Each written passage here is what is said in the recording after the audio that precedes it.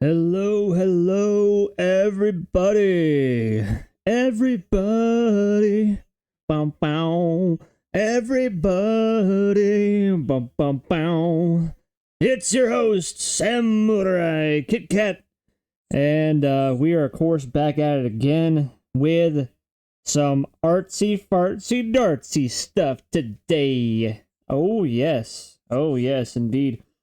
So, last we left off, we pretty much got half of Ambi done. We got her upper half done. We learned some things, and of course, by the end of all of these art lessons, I plan to actually, kind of put down a list of what have we learned while doing all of this stuff, right? So we're not quite done yet, and once we finish, we got a couple more things to do, right? We have to do our final line art, so we have to outline everything in black.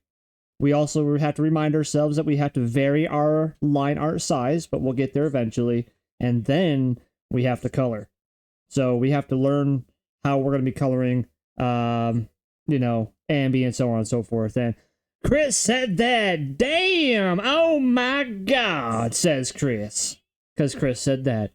Welcome in, Chris. Good seeing you. How the hell are you doing, man? How you doing? So, a few disclaimers before we get into it. Obviously, the first thing I like to disclaim is that the music brought to you today is by Karl Casey. Karl spelled with a K, K-A-R-L. And Karl Casey is the artist with White Bat Audio. His stuff is available on Bandcamp, or you can listen to it on YouTube.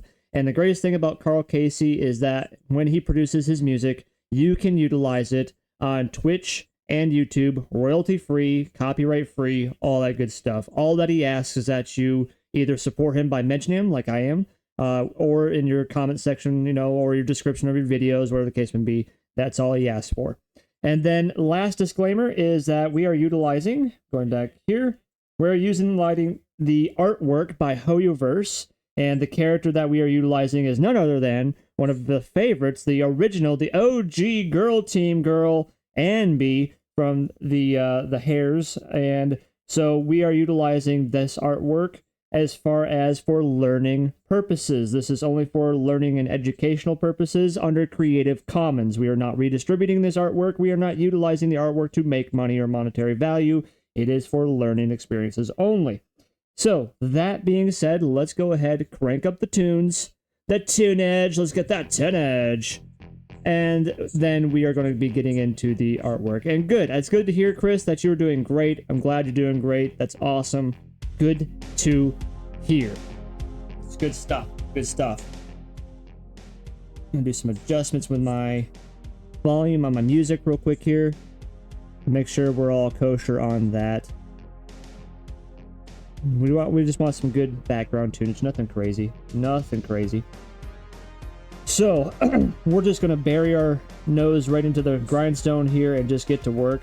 So we finished, we are starting on the belt, and things that we've learned about the belt as we are dissecting this on Ambi is that these belt straps, right, these right here, are not actually part of the belt. These are attached to the skirt, so like the skirt itself is like a pair of pants, which is really cool to realize that. Chris says, yep, I'm really sorry that our plan was not used in reality. I got sick, so I'm sorry. No. By all means, man, there's never a point in time where I will ever be disappointed by plans falling through. And on top of that, I'm a busy individual. My schedule has changed. I'm actually off Tuesdays and Wednesdays now in the foreseeable future. So if you ever want to get together again, seek me out on a Tuesday or Wednesday, and if you're available, of course, and we'll hit it from there. Needless to say, though, it's not a big deal, not a problem. Not a problem. So yeah, because if we looked at this belt line, right, we have this space here of material, right, just like this. This space of material is actually the same color as a skirt, and so it's very easy to decipher that is also part of the skirt, and that these straps are attached to the skirt. Too easy. So as far as the belt is concerned, it's very simple. We've already done it. It just concluded of the belt buckle, and then just a bar, right? This orange bar that we made. That's it. There's nothing else to it. And so the rest of what this belt is comprised of is simple shading, and then you're done. So there you go. And the same thing with the belt buckle too. All this color stuff that you see here is just shading and general coloring. So there's no actual other details other than what you see right there. Very simple, very simple belt. Let me shake her up.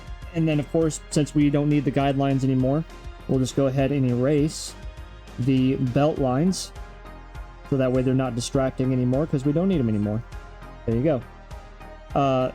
It's just so interesting that when we've been compiling Ambi, that everything is turning out much more simplistic than what I originally assessed with these characters from Zenless Zone Zero. Because when you look at the character in whole, and you really, jump yourself back like this, Ambi looks very complex.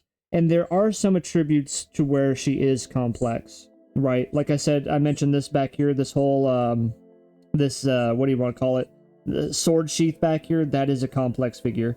But really the rest of her is not that entirely problematic or hard to figure out. So going forward, let's go ahead. So we got the belt here. I did deduce that this right here, we're going to switch our colors up a little bit.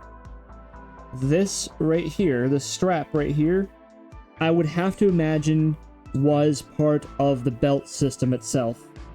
Reason why I say this is because this clip right here, that clip right there, boop, boop, boop, boop, boop, boop, boop, is not attached to anything. It's not attached to, and when I say not attached to anything, the only thing that it is attached to is the belt itself, right? Within this orange band here, it's attached there. However, we have this skirt loop, right? Well, it's not attached to that. And so that tells me that the skirt belt loops were either an afterthought or they were not a part of the belt system like this was. So this still being a part of the belt, I'm going to treat it like that. Granted, we will never know this information because unless we get a Hoyoverse artist on the line over here explaining themselves and how they created their character, we will never actually know. Everything is an assumption. So we're going to create another layer. And because this whole figure here is very simplistic, I'm not really going to create multiple layers for like these orange strips here. I think this is something that could have been added on the same layer, no problem at all. We are going to keep that red color though, and we're just going to go straight through with it. It seems like there's like a little bit of a gap right here. And it's just so small though that it's going to be very unnoticeable unless you zoom in and get those pixels just right. There we go. And really I'm kind of using too thick of a line for this, but it doesn't matter. It doesn't matter. It's just very simple shapes. There's nothing complex about this whatsoever. The only thing that we gotta make sure we do is just have a nice continual line, right? When you make straps and belts and stuff like that, you just need to make sure that you have one continuous line, and then whatever you put over top of it, and we'll do this, of course, this is all gonna be live example. If I can get my line right. There we go. You would think tracing is easy, but tracing actually requires some sort of art knowledge as well, because you're essentially replicating without fail, mind you. Let me try a different direction here. I got that line fine. This one is giving me a little bit of trouble. You're essentially replicating exactly the stroke of the artist, and of course I'm not that artist, and so replicating stroke for stroke any of the stuff that we're doing, any of the line art that we're doing is hard to do. It really is. Tracing is not as simplistic as some people put it. And there's plenty of examples of me messing up lines as we've been doing this whole thing, right? Getting exact line for line is going to be pretty much near impossible. Near impossible. You are not that artist. You don't know what they do. You don't know how they did it. All you're doing is you're trying to replicate as best as possible. Now, this is the example I was talking about, right? So obviously I drew these straps over top of the band, and so you just need to make sure that you erase these lines from the band, so that way these strips, whatever they are, sit on top of the band, and those lines are no longer an annoyance. Now, granted, like I said, normally when you do stuff like this, that you will have that band, right? You'd have this band on a separate layer from these strips, and then that would allow you to erase the band like this, right? And you wouldn't be erasing those strips. The more layers, the merrier. But as I had proven, this is such a simple design. There's no need for me to actually make layers, and that's just because of my art experience and level. I don't need to care about that. Now the other thing here that we could pay attention to, because that's it right there. That's the end of the strip. That's it. Is her thong line? Because let's be real. This is a thong. We see where her skin comes in just a little bit and gets hugged by this thong.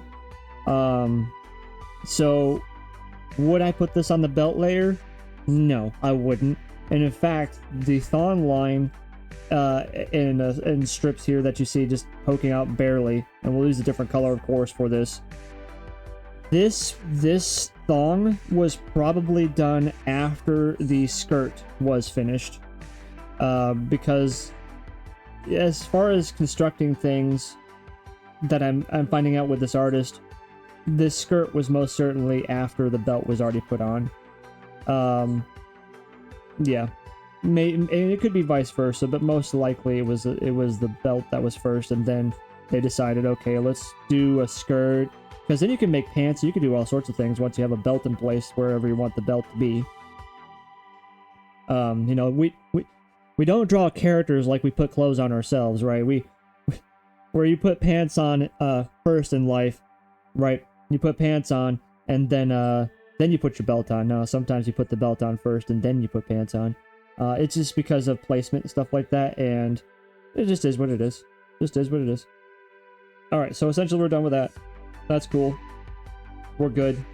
We're good. We're good. Let's drop the opacity back down to 20, and keep going. When see as you get to like darker stuff like this, you see how the skirt kind of just, you can't see it very well anymore, especially on the background, since the background's about the same color. By all means, you'll want to tap into that opacity, just so that way you can make out what exactly you're doing. So now we're going to do another layer. And we did that down there. We need to drag that layer back all the way to the top. And now we're going to work on the skirt. The skirt itself is also going to be essentially one layer. There, in my opinion, is nothing that's telling me like this needs to be multiple layers. Everything seems to be just one layer for this this skirt.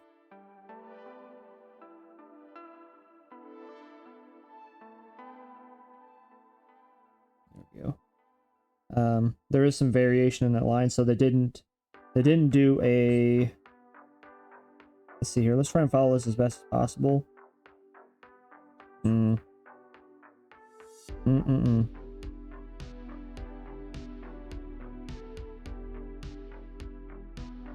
So my question is, did they follow through? Okay, yeah, they followed through. Most certainly they followed through. Maybe a little bit of variance, right? But for the most part, I think they followed through. Yeah, they followed through. That was the line. Most certainly that was the line.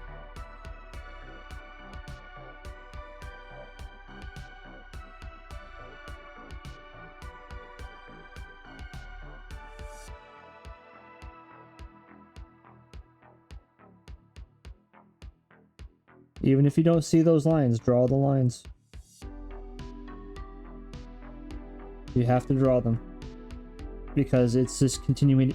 I think that is the word I'm looking for.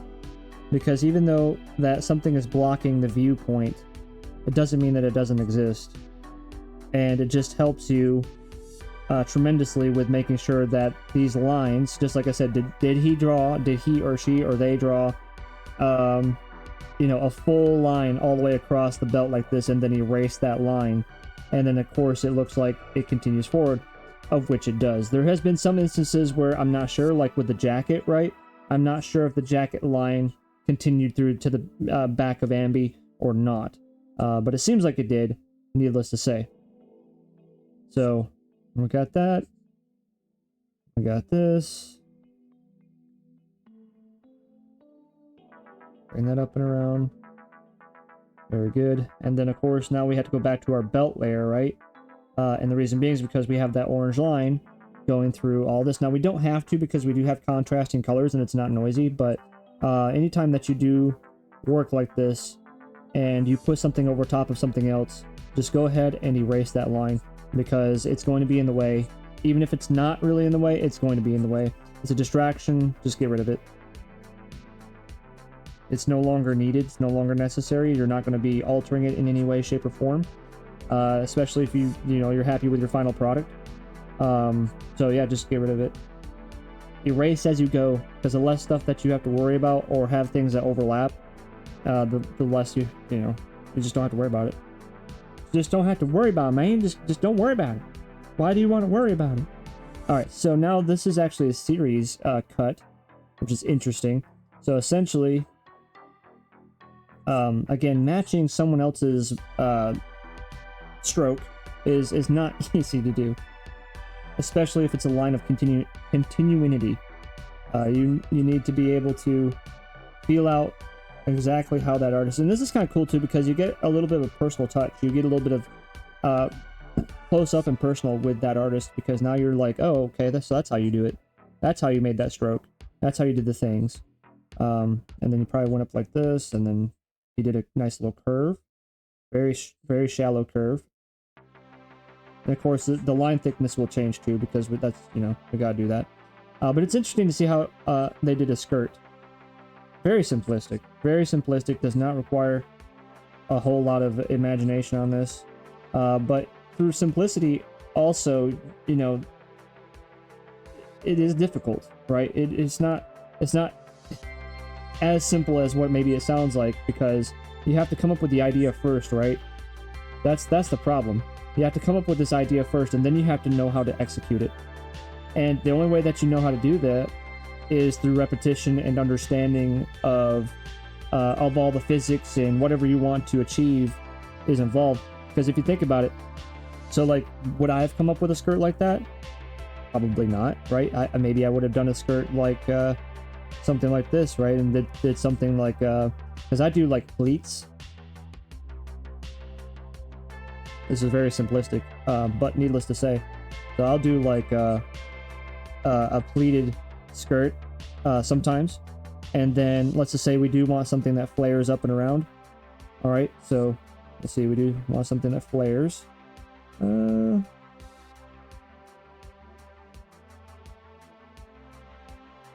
then there's probably something behind it that flares out as well. And there'd be a bend right there, and then this would actually be underneath.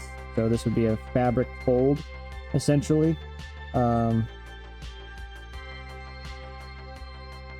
this is kind of how I'm used to making my folds, is like this, very sharp, and then this would be like the underside there, and then this would be free flowing unless there was something on the other side of it, which I guess would be like it actually goes around. So this would be even further back than this one here, so this would be even darker. So we'd cross hatch that a little bit more. Needless to say, though, that is how I used to make skirts. And if I want to make fabric folds, another way that you could do it is kind of like get an idea of your line of folding, and then of course coming around back. Let's see here. Let's do a better example, because that's basically what Ambi is doing, right? Ambi has, this is the flow line. This is what I'm talking about. So if I wanted a skirt to go like up and around and come back, so we do, there's the flow line. And so on that flow line is going to be my my folds. I have a fold right here. Fold right there. Fold right there. Let's see here.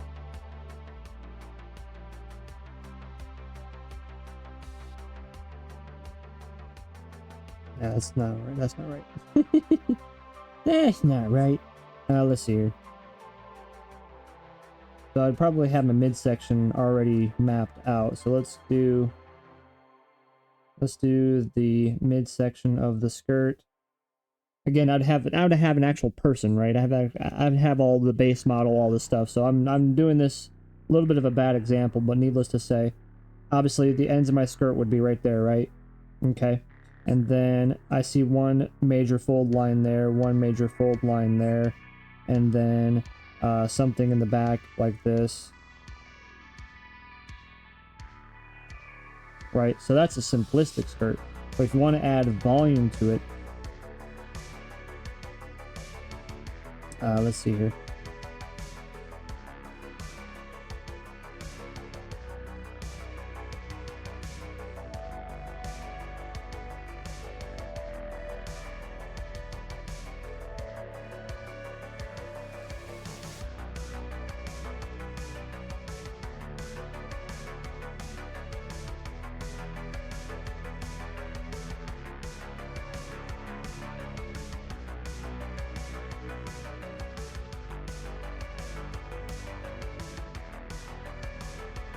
And of course, you would do this all on separate layers and all that fun stuff. And eventually, you would, you know, just go ahead and erase whatever lines you didn't need anymore. All that goodness.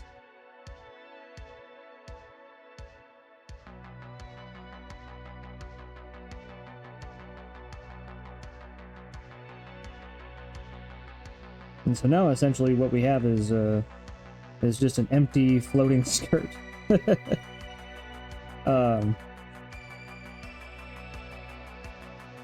Yeah. Needless to say, that would be the idea of clothing, especially clothing that wraps around something. You're going to have a flow line, so you're going to have to figure out how do you want your garment to flow in the wind. Maybe there is no wind, and you just have a cylindrical clothing item, or just a clothing item that fits tight. But as we noticed with Ambi here, you know, we have a flow line with the jacket, right? We have a flow line with the jacket. We even have a flow line with the arm sleeve a little bit here.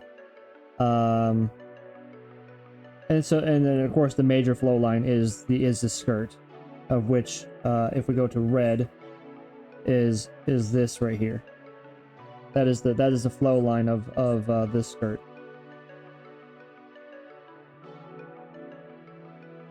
So, needless to say, with anything that you plan to add flow to, make sure you do a flow line.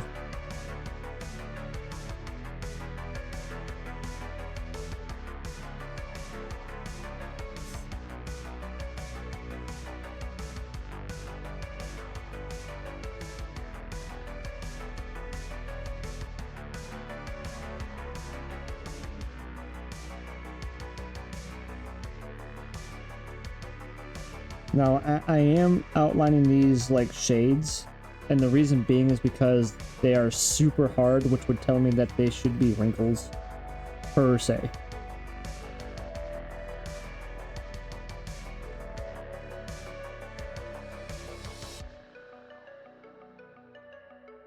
And then just stops right there. Erase these overage lines. Make sure it's nice and clean.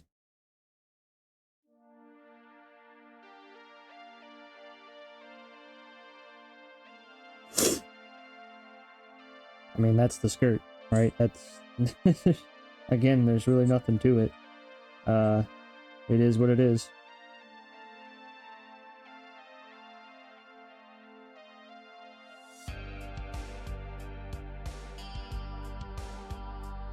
Like I said, the most difficult part of the skirt is how to design these pleats, and of course getting your flow line the way that you want it as well. And of course, then the last difficult part is executing it, making sure that you can do it, make sure it all makes sense. Make sure you do your undercloth because it folds in on itself. Yeah, just like that.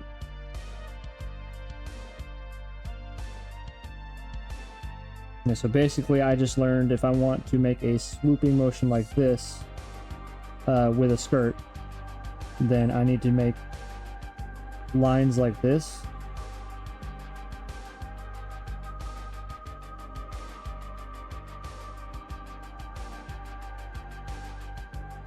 And then put in my cloth folds. Look, we just learned something new today. We just learned something new today, people. I never thought to do it that way. But tracing had allowed me to learn a new skill. And so now I know that if I want to draw a pleated skirt in this flow line direction, I just need to make simple little loops like this, and then go to my point of contact, wherever that might be, and then draw my folded cloth interior. And that's it. And if I want the skirt to go around, right, and into a new direction or whatever, then this is the top pleat. And then I would need to just simply do like a little zigzag, I guess. So a little, so it looks like completely straight, and then angle, straight, angle, straight, angle, and then of course proceed to do pleats on the back side like that. Now it'd be like more curve, I guess. Yeah. Not exact, but just trying to get out the point that we learned something new today. And that's always great. Always great to learn something new. So that's Ambi's skirt. I mean, really, this bottom half I thought was going to be a little bit more involved, but not as much as her jacket. Pretty much is the most involved thing so far until we get to her shoes. I already know her shoes are going to be very involved. The rest of this is going to be very simple. So moving along, new layer. I mean, if you look at it, we have 14 layers right now. We have 14 layers of the base, you know, the base that we created for Ambi, and then her hair, facial features, and clothing so far. We have not gotten to her sword or her sheath. Much and more of the time, weapon systems and accessories that you put on top of your... we also need her headphones too, I forgot about those. We'll go ahead and actually on the 14th layer here, we'll go ahead and take care of those headphones. Those headphones are also on a single layer. Her headphones are kind of dismissible. You just don't think about them until, well, I just noticed it. And that's fine. But that's kind of my point too. Like, you want to focus on the major clothing items of your character first, and then accessories like these bolts, these straps, these cuffs, this strap here, pretty much most of this interior, and then her headphones once we draw that. All of those are things that you would think about after you are done with the main look of your character. So basically you want to start with a t-shirt, and then a pair of pants, and then maybe like a bandana thing here, right? You got a little bandana cut off or something like that. Something interesting. Maybe an arm wrap over here, right? You got an arm wrap on, whatever. Then you're like, okay, maybe some fingerless gloves with like some spikes on them. And then you're like, okay, well, actually I want like a half-torn pant. And so you start erasing that pant now. So I want a half-torn pant there. And then this boot over here is going to be, you know, cut off. And then we have the leg coming through like this. And then he's got like a sock on or something like that. And then the boot over here is like that. And then, oh, you know what? I want to go ahead. I want to add like a bandolier. Yeah, that's cool. Like a bandolier is cool. And it's got like grenades or something like that on there. See what I'm saying? that's how you need to do your clothing and your costume designs and stuff like that for your character. Get a base of your clothing on, such as if it's a schoolgirl uniform, or if it's just a general high schooler outfit. I'm talking about anime stuff, right? Or you want to create an armored suit or something like that. Start with what's underneath everything. Do you want chainmail underneath that? Do you want some cloth? Do you want a tabard? Do you want a t-shirt? Do you want whatever? Like Ambi's undershirt here, right? This undershirt that Ambi has, that most certainly would have been put on first. Or it would have been put on with the jacket, so the jacket probably was one of the first things, and then they're like, well, let's put an undershirt for Ambi, and then well, this jacket's plain fucking Jane, how are we gonna make this jacket look cool? And then that's when they started with the straps and stuff. All that stuff is after they've already made that shirt, and they started adding straps and things, and then they're like, yeah, that's pretty freaking cool. Oh, what if we did like a cool like smiley face in the background there? Yeah, oh, that's pretty sweet, you know, whatever. It's all afterthought. Everything that you see as a detail that I pointed out with arrows is after the baseline of the clothing has been made. So I'm just going to go ahead and delete this layer. that's a lot of busyness to just go back on. So I'm just going to delete that layer, make a new layer. So hopefully that helps you out a little bit too. So let's get on these headphones. We'll keep the blue color. Headphones, again, super freaking simple. We do see the headphone come out right there. And then this headphone right there. Looks like there's like a little detail there. I mean, nothing crazy. And then as far as like the line of continuation, it doesn't go that far. It only goes to right about there. So we're just going to follow that up. Get my lines right.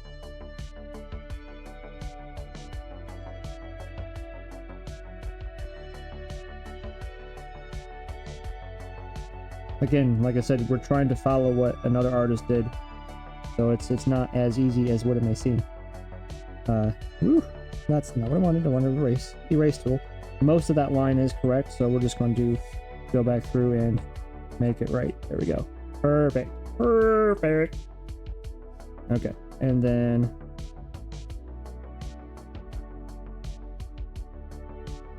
even though I stopped, I still plan to continue that line through.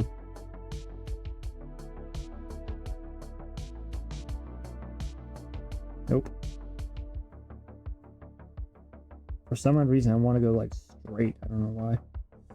Just hard for me to curve, I guess.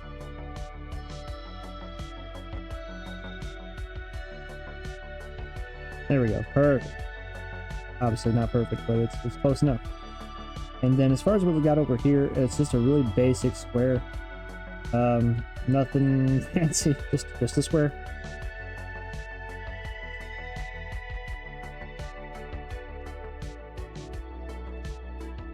And that's it. There's Ambi's headphones. And that's how simple it is. And then what you would do, of course, like I've been teaching this whole time, anything that overlaps that blue line, you get rid of it because it doesn't exist anymore. And then of course my own drawings here, I know that I'm erasing again why you should put things on different layers, but I don't mind redrawing it. It's not a big deal. This is simple enough to where I don't mind redrawing it. And then that's it right there, and then we're going to erase it's right there. There you go. There's Ambi's headphones. Took no time at all to get that done.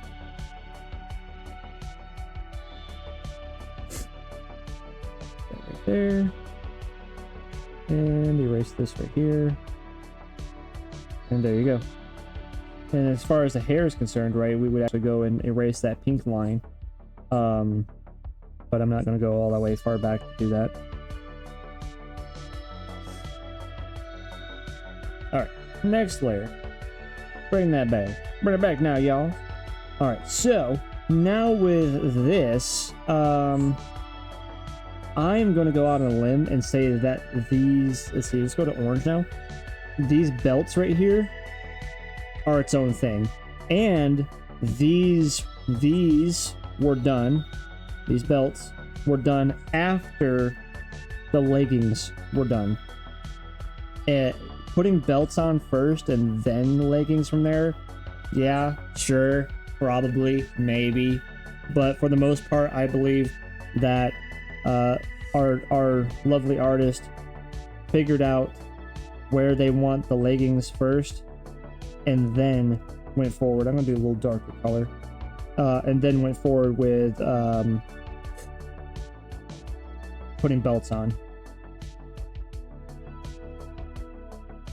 I'm gonna drop it to 30. 30 seems fine right now. Okay. So my guess is that either at the bottom of the belt or possibly midway through this belt would have been the line for where they wanted these leggings to start. There we go. Perfect. And as you notice, I had a lot of overage line. It's just because I really want to get that curve the way I want it. Granted, essentially the legging line could start here or it could start there. Wherever this belt pretty much is where that legging line could be, so I chose the middle of it.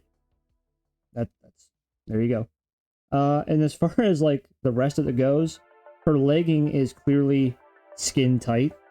So in the grand scheme of things, this is all I would have done. I wouldn't have drawn, you know, going through this, right? I wouldn't have cared about that, because if I plan to have skin tight clothing, well then my base model is the legging from this point forward. I just need a reference to where I plan to cut them off. And then I'm not even going to look at this, but I'm going to assume that her other legging was right about here. Yeah, right about there. Let's see how correct I am. That's about where I would have put it. Close. Not that far off. Not that far off. They also have a fairly deep curve to this legging here. And of course it hugs her skin, so we'll have to make sure to give them lovely little muffin tops. Everybody wants fucking muffin tops. Everybody loves a good little snug on the skin. Don't you, ladies and gentlemen? That's right, ladies and gentlemen, both of you. You know you love it.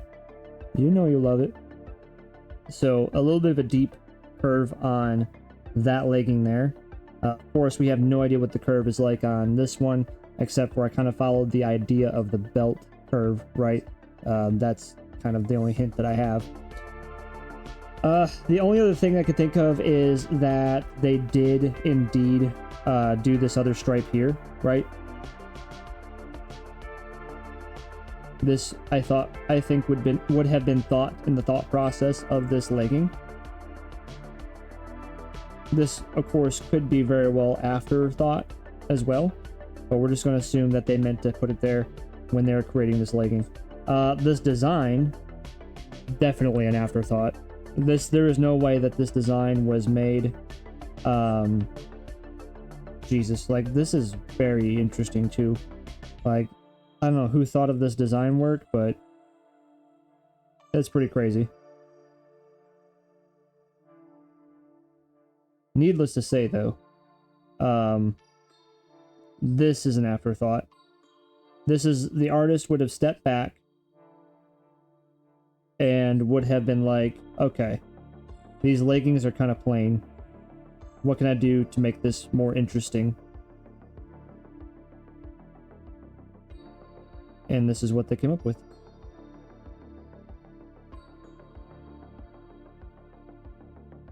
And like I said, tracing is kind of fun too, just for the simple fact of not only learning a different style or adopting a style and getting used to those lines and things and those brush strokes, but like I said, you're kind of living in the artist's shoes for a minute. You get to feel, you get to experience a lot of what they did. And even if for some reason you can't produce this, or you don't adopt the style, or you learn like maybe it's a little too hard for you, or whatever scenario, right? Whatever scenario brings you to a negative outcome, even though that's what you shouldn't want to do that to yourself, but I'm giving the example. This is still fun and relaxing to do, and I have no problem, and no one should have a problem with tracing. I think there's a lot of stigma to it, and people think like, oh well, it's just, you're not a real artist, dude. Like, oh, you should be able to do stuff for yourself and da da da da. Again, though, if you're a self-taught artist and you've never been to an art school or anything like that, no college accredited things, well, this is the only way you're going to be able to learn. That, and people who are willing, like myself, to just kind of give some insight on things. But for the most part, I'm actually teaching you how to be self-sufficient, how to be a self-made artist, and what steps you need to take in order to learn a style or to learn something new or something that you want to do. This is stuff that, you know, no one's going to teach you except for those, again, like myself, that are going to take you down this road a little bit, get you motivated, get you down into the grit, if you will, with character creation and design. And clearly this has been no small task either. Like I said, I'll be a broken record on this. Tracing is not easy. It isn't as easy as what people think, especially if we go into the detail like we have. Like, this is crazy. Just take a look at what we've done so far. This is a lot of work. This is hours and hours and hours of studying and work and brush strokes and getting it right and making it look like the way it's supposed to. And most of all, and most important of all, learning from it. You got to be able to learn from what you're doing, because you can't just do this and be like, oh yeah, I got it now. In truth, even though I feel a little bit more confident in making a Hoyoverse character, in truth, I should be doing every single Hoyoverse character I should be doing this with. I absolutely should be doing this with every single Hoyoverse character. Why? Because by the time I'm done doing all of them in the same way like this, I should have a really, really damn good idea about how to make a Hoyoverse character and make my own custom, completely my own Hoyoverse styled character by the end of it. I mean, hours and hours of line art has already been conducted, and we're still not even freaking close, really, because we still have the shoes to do, which we're getting there now. We got her gloves to finish off, and then her whole ass sheath back here, which is just gnarly as hell, and then her sword, finish off her fingerless gloves, and then we have to black line art everything, and then we get into coloring. And coloring is going to be an adventure too. It shouldn't be too crazy bad, but needless to say, it's also going to be an adventure. So that will finish it up for those leggings there. Now we're just going to do the belt. Like I said, it's very simple. There's not much involved with leggings, especially when you make them skin tight. You just gotta follow your thing, man. That's it. Follow your base model. Gotta have a base model to do it. Alright. Next layer. Let's do pink. Pink! And let's get these belts.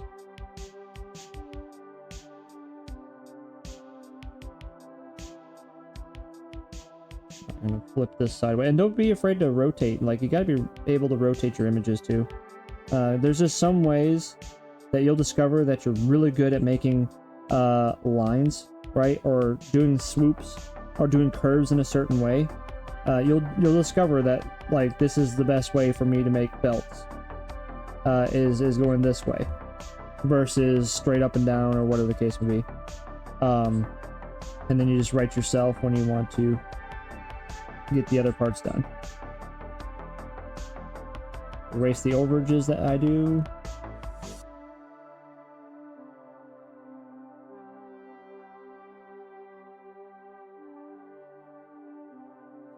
Go.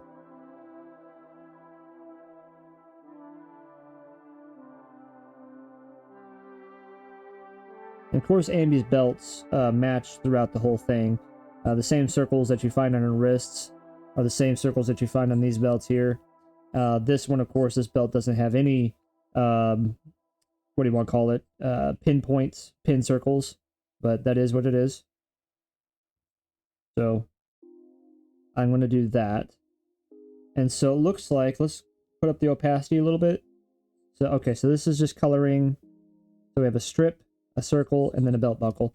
The buckle I would put on a separate layer, and the strip not so much, but you know, you can do that. You can put The more layers you do when you do your clothing, the better. That's just the general rule of thumb. But if you're comfortable and you don't mind erasing possibly some of your work, one layer, then by all means do what I'm doing right now and just put it all on the same layer. Who cares? It's all on your comfort level. Like I said, then you just need to make sure you erase that of which you do not want to poke through.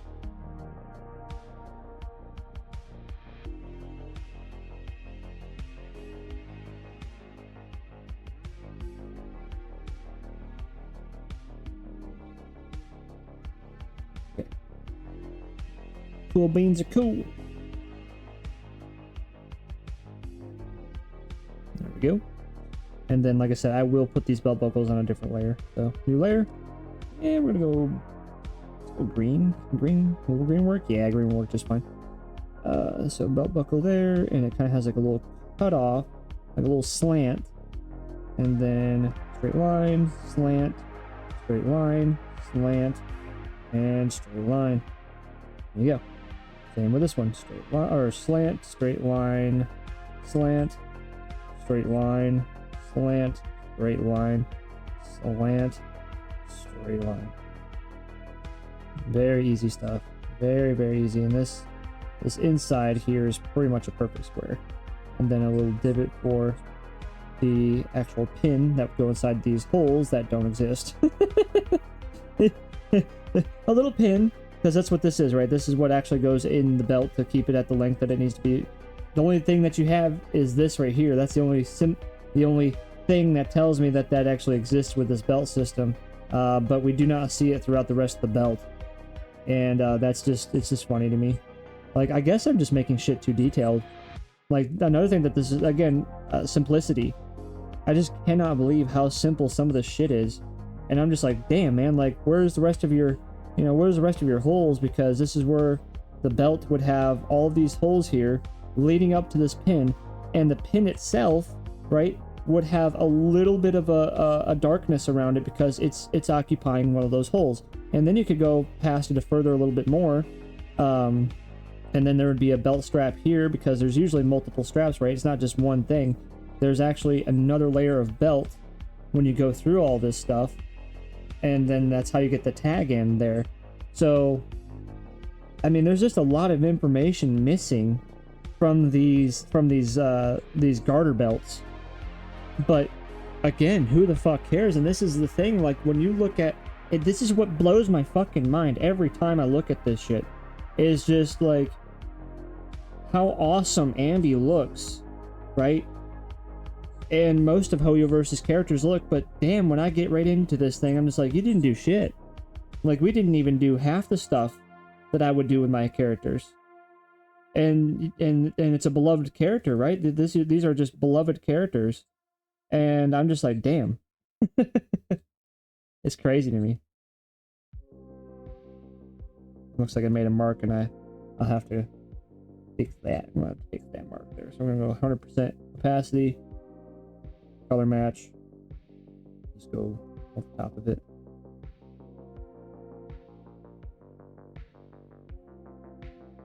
Color match.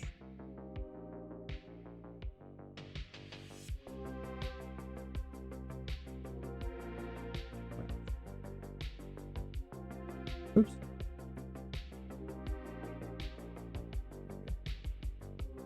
Is what it is. Yeah, it doesn't look, that looks terrible. It looks terrible. Anyways, that's fine. Fine.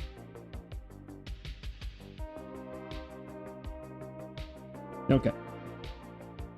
So essentially her garter belts are done. The rest of this is just, that's all shading and stuff right there that you've seen there, all that color.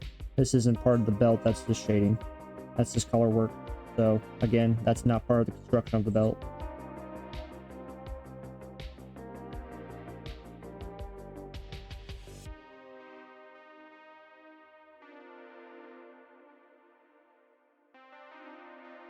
All right. So next thing is pretty much the last thing, other than her weapon and her sheath, of which we'll be talking a lot about that, is her shoes. And so create another layer. Let's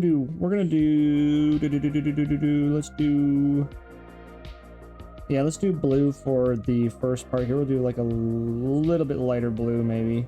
Oh, let's do purple. Yeah, let's do purple. So, the first thing we have to think about these shoes is what is the base model of this shoe?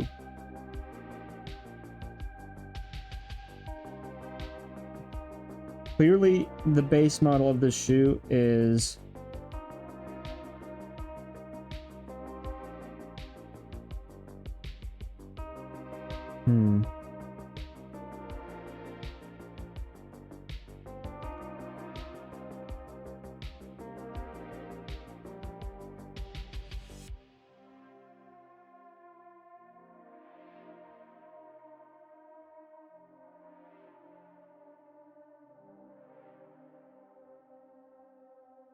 this is all assumption, man.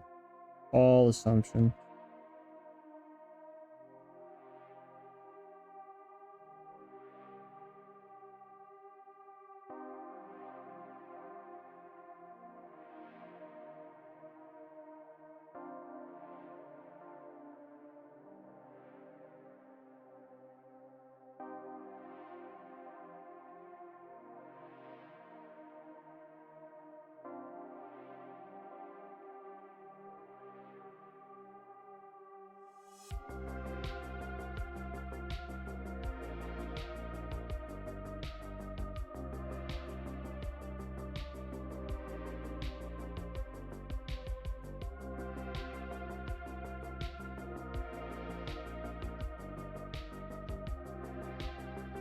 I said the shoe is going to be one of the most difficult parts just because of just how complex the shape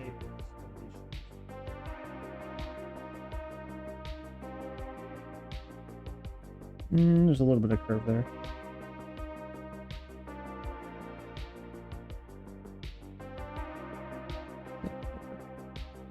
Well, that'll work.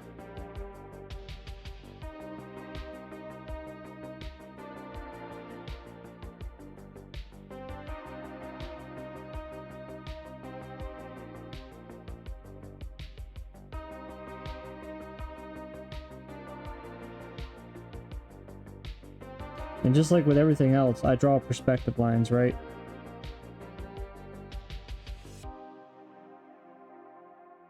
I like perspective lines. I like figuring out, you know, where the front of the shoe would have been, so on and so forth.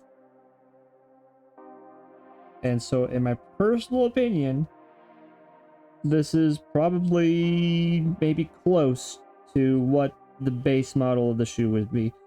Granted, we could add the high top and stuff like this, but the reason why I did not do this from the get-go is, of course, these straps are over top of the main shoe.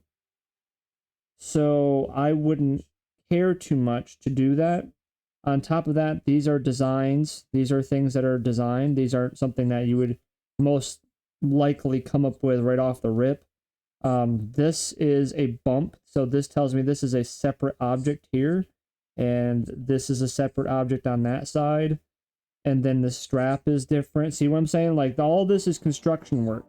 So the base shoe is just a white canvas shoe, and then they did the belts and everything like that later. Ouch. That was a hard hiccup.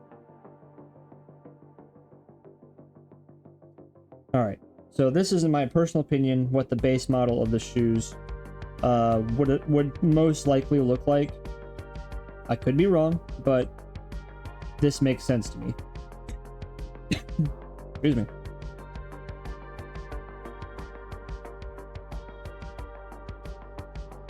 Alright.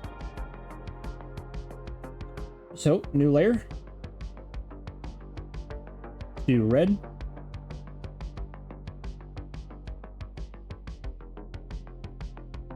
The first thing I think about is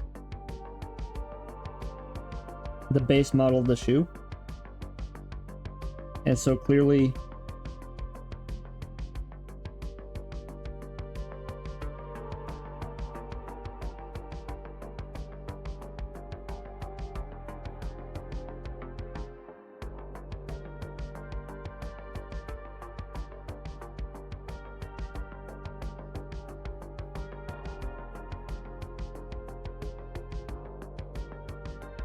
this is something I want to make sure I do, is do any design work on the shoe itself, on the base model of that shoe itself.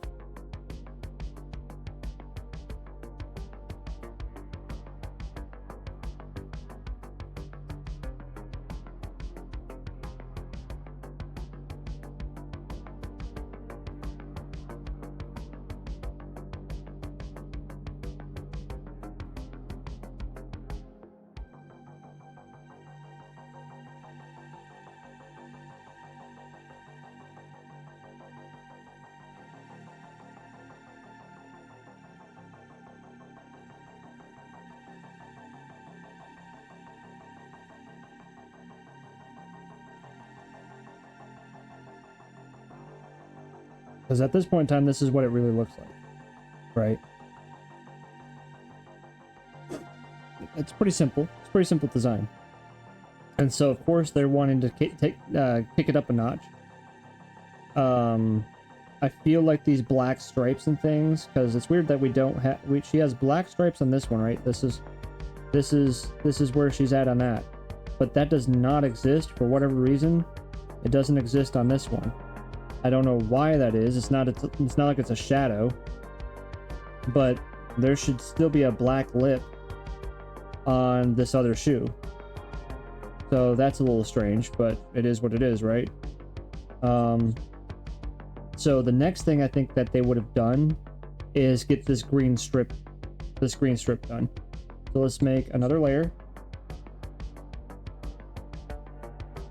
And then we're gonna do blue skidoo, and then we're gonna do this strip here.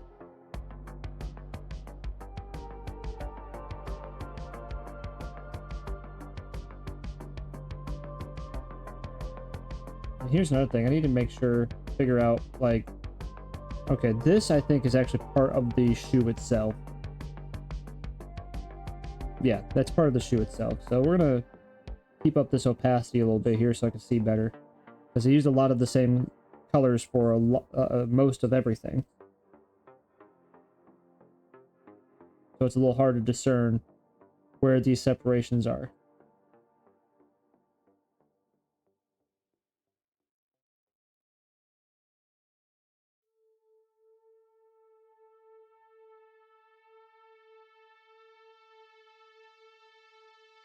I notice I'm kind of skipping some things. There's most certainly a reason for that. What the hell even is that? What is this? What is this green spot here? Because it should be symmetrical, just like this side. Why do we have this crazy thing going on? Because again, if I'm doing this, right, and I'm following the curve of her ankle, and really this curve right here, we should have something like this, and then maybe something like that comes down with this, right? That's what makes sense. And then you draw an inner line here because there's clearly material on this side, right? That makes sense to me. Maybe you could go a little further, right? We could go like something like this.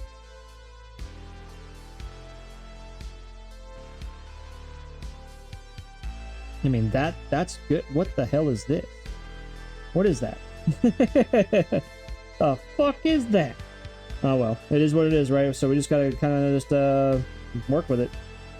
This is kind of the general shape of whatever the hell that is. So yeah, okay. That's a mystery to me.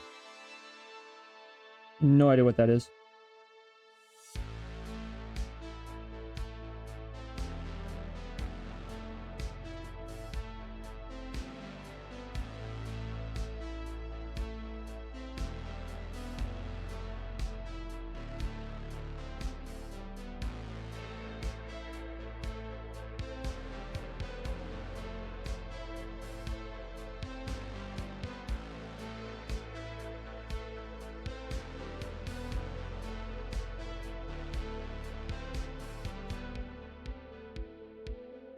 Okay, you notice that I skipped over a lot of things. Why? Because there's so much detail in these shoes that's not what would have been the focus All right, so this is essentially that strip right there. Again, wherever the fuck that is, I have no idea. But needless to say, that is what's on top of the shoe. And then from there, the artist would have made another layer and then would continue with these belts and straps and stuff. Like I said, the shoes are going to be the most complex thing, and it just is what it is. And we're just going to do our best to try and figure it out. So this one is a little bit more, this shoe, I like this shoe. This shoe is cognitive, it's symmetrical, it makes sense. This one, I don't know what the fuck went wrong with this. I have no idea what's going on there. Even the belt buckle looks like it's skewed into oblivion. Like, I don't understand what happened there. But this shoe is great. This is actually the best example to actually show all of you.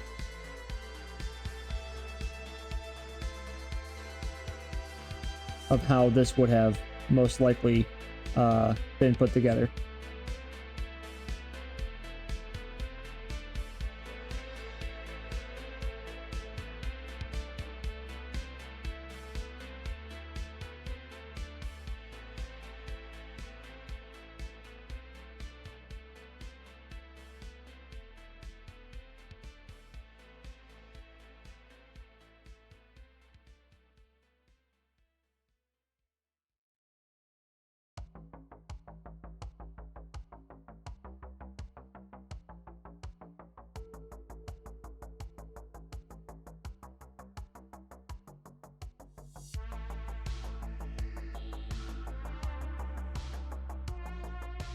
I mean, but like, see the difference there? Like, it's nice and symmetrical. It makes sense. Now, granted, this is kind of like these 2 points here are a little wonky. I would have taken the extra time to make sure that they are, you know, equivalent, but a little asymmetry on your shoes is fine. It's okay.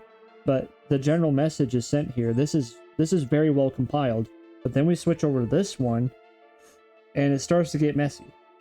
And we're not even remotely close with getting into those further details. And it's already getting messy. At this point, I am going to go back to my base shoe, right? And I'm going to start erasing. In fact, I could probably get rid of the entirety of that base shoe. Not on that side. So I can't get rid of the base shoe on that side. I can get rid of the base shoe on this side, though. So I'm just going to go ahead and select it. Make sure I'm on the right layer. And delete it. I don't need it anymore. Not with this anyways. This side I do need it, but I don't need all of it. So we are going to erase all the stuff that I don't necessarily need. Again, just to reduce noise. That's the point of this, right? We need to reduce as much noise as possible.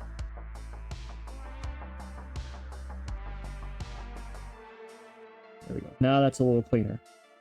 Still wonky, but a little cleaner. Now you're asking yourself, like, this right here is a lot easier to start thinking about. Oh, I want a strap system like this here, and I want maybe a strap system like this here, and belt buckles there, and then I want maybe like a cool crisscross lace work that goes across here like this or something like that. Right, this is a fantastic blank slate to figure out what kind of strap systems or what do you want to add, what other goodies and extras that you want. This is a really good base shoe.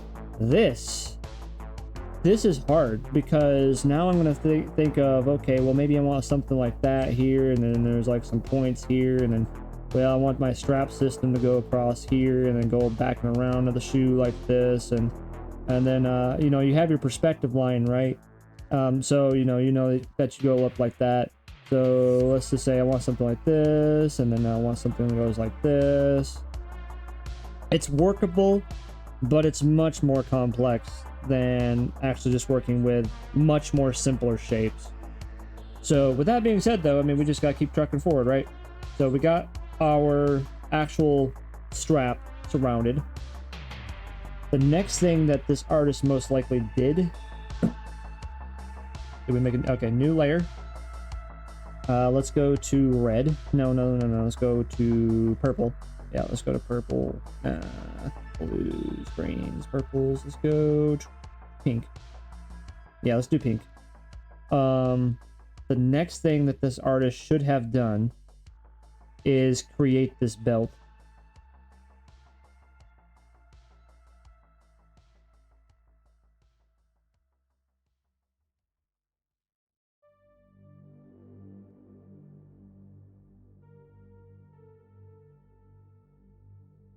Which this belt kind of has a step system to it. See how it, like the line raises up, so it's not one continuous line. And that's fine because technically this would be true because this layer is underneath this right here. So that makes sense that there would be a step layer. The artist was very smart with this. And so there would be a step system to this belt. That is something you also need to consider when you make layered armor and stuff. So I'm actually genuinely surprised at this point in time to see this. An actual step system to the belt. That's impressive to me at this point. Not saying that this artist would have forgot that or not, but it's just the simple fact of the fact that it was even considered based upon the simplicity of everything else that we have experienced with all the rest of the clothing. This is the only time that we have seen at this point some sort of complex linen or complex accessory system on any of the articles of clothing. So that's very impressive to me. So they would have created this, they would have got that strap in there, and that's probably about it. They may have taken this a bit further since they already made this right here. They may have went ahead and just got this one singular shoelace thing, whatever it may be, and then just went with that and then just finished it out. It's possible. It's possible they would have done this on one layer. And if you haven't noticed, everything I'm talking about is all speculation and assumption. And really what this is should teach you is just making sure that you're mindful of layers and you're layering your clothing appropriately. And if we take this back a notch, so this is essentially what we have. They may have done this like, you know, the huggers here where they hug the belt, right? But this would have been a different layer.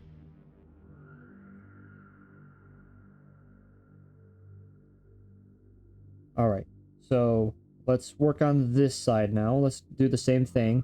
So they would have, so they made this belt.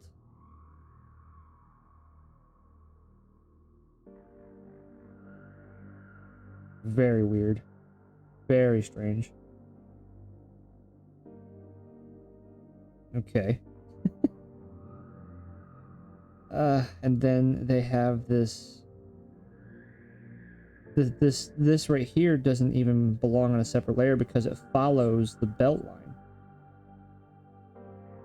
It's not on top of anything. It's just there.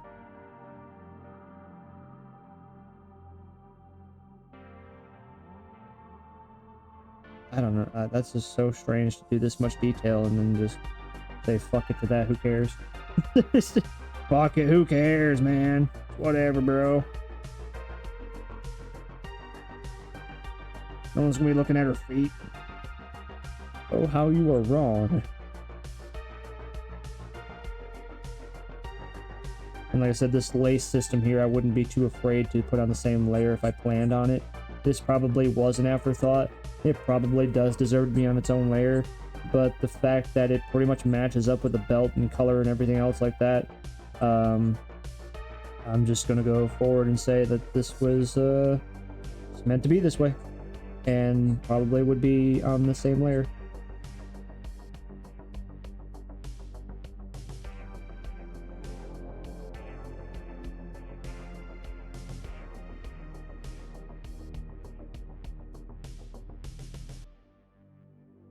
Is it that thick? No, it's not really that thick. There we go. Yeah. Okay. So, let's go ahead and erase some of this blue line because it's in the way.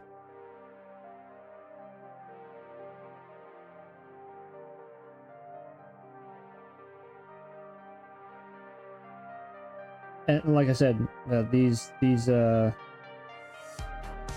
these shoes are definitely the most complex thing about Ambi. There's just a lot involved and a lot to pay attention to.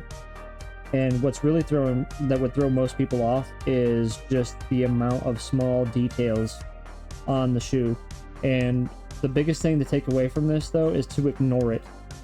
Ignore it as best as possible and get the main shape that you see out of the shoe. Because if we take it away, this is essentially what you should have. It doesn't look half bad, right? If you take all the noise of the designs away, this is what you're left with. Very colorful. Very colorful. I mean, she's coming together just fine, and she looks great. But just this journey, if anybody's followed me through this entire journey this whole time, there's just so much strange wonkiness with this character, you know, that it's just like, really? But the fact that there's this much involved with just her clothing, it truly is a masterpiece. It really is. It's just to prove, this is a prime proof that it doesn't matter how detailed or how simple you are, so long as the message is sent and sent clear. And you know, we can be confident and happy even if something isn't perfect, because in the grand scheme of things, in the big picture of things, we will create our own version of perfection. And it's awesome. It's awesome. Everything we're doing is awesome.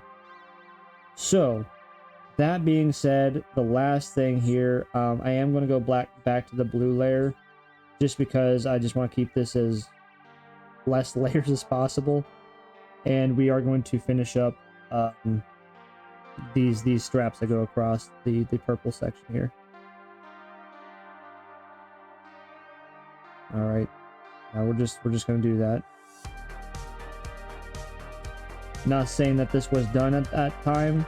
I don't believe it was or would have been. I firmly believe it would have been done on a different layer, but we're just kind of just saving a little bit of time and just layers as well, mostly.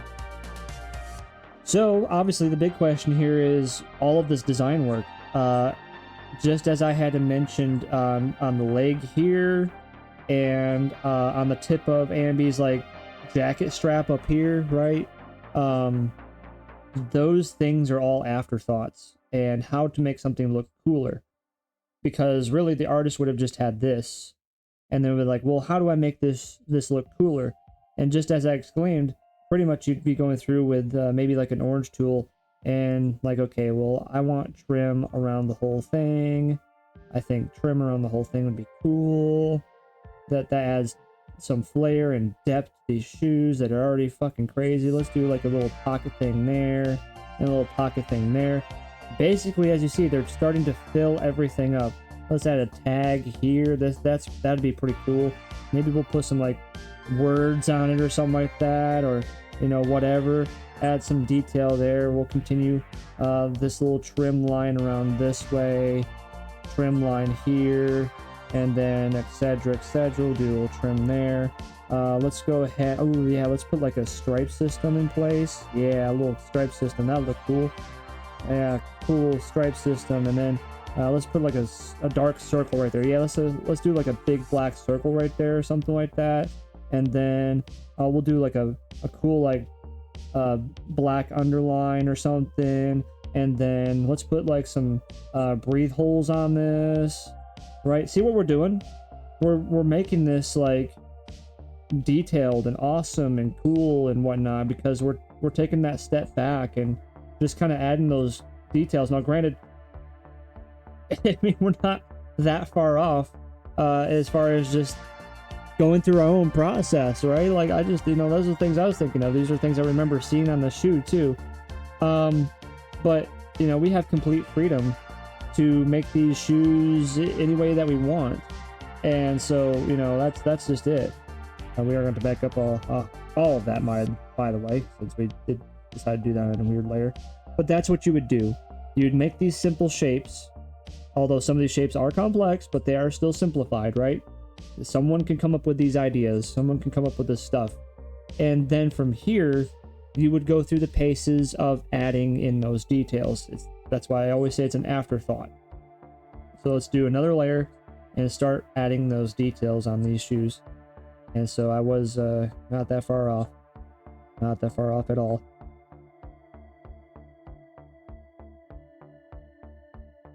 There we go.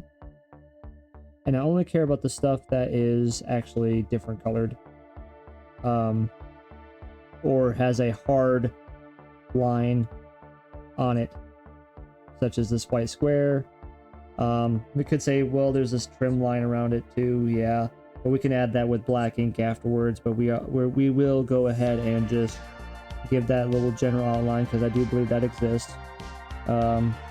Just a little color spot there. A little color spot there would make that a little bit more uniform, but I'm not the artist, so it is what it is. Then they decided to do like some breathe holes on the side. That's a good idea. Just do some polka dots, little dots, show the breathe holes, and then did breathe holes up here, and then their shoe color design, I guess you could say, their pinstriping.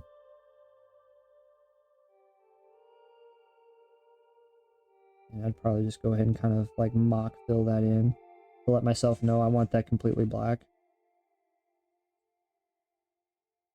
Now there is color differentiation between these lines, so this technically is this color here is not going to be line art, although this one here, that we just made right there, that is line art, so that would be pure black.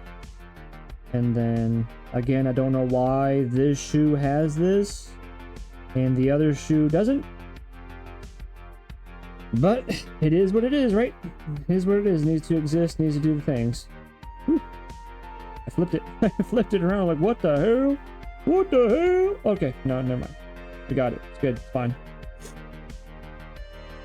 So this right here would be line art. I would make it line art anyways.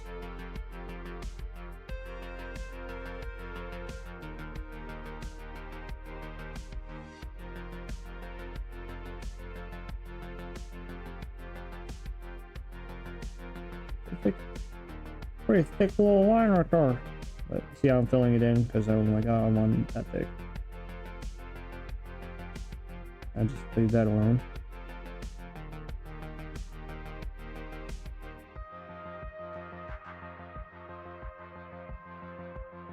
And then we have a circle.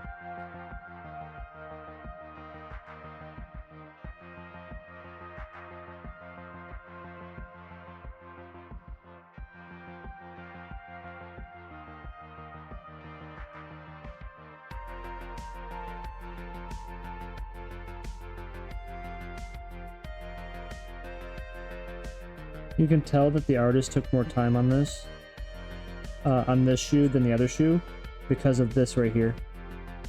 Those dots. If we go back over to this shoe, those dots are not really symmetrical in any way, shape, or form. They're kind of just everywhere.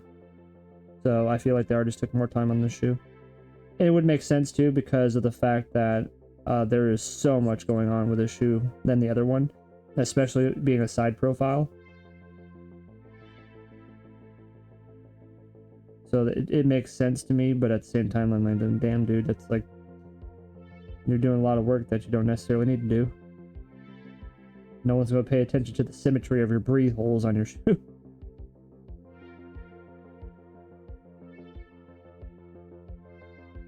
Yeah, there's just a lot of weird detail lines, but it is what it is.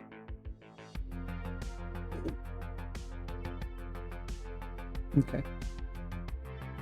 And essentially, that is Ambi shoe. Shoes. Oh, I did forget one. I forgot that red strap back there. Yeah, this is very strange, so we're just gonna put it on the design layer. It's fine. It doesn't exist on the other shoe, so again, I know this is like, quote unquote, the back of her shoe, right? But at the same time, it's like, well, it does actually wrap around and go over top of the blue layer of the shoe. So that would tell me that we should probably see something like this, maybe, or like something very small some sort of indication like that loop is also on that shoe too. And it gets tucked into the belt here. So I would have drawn something like this, and I would make this red, right? Because that tells me that that is the same as this side here. Just me. That's just me. But it doesn't exist, so we're not going to put it on there.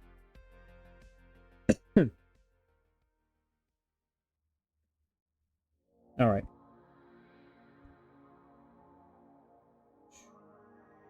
We're almost there.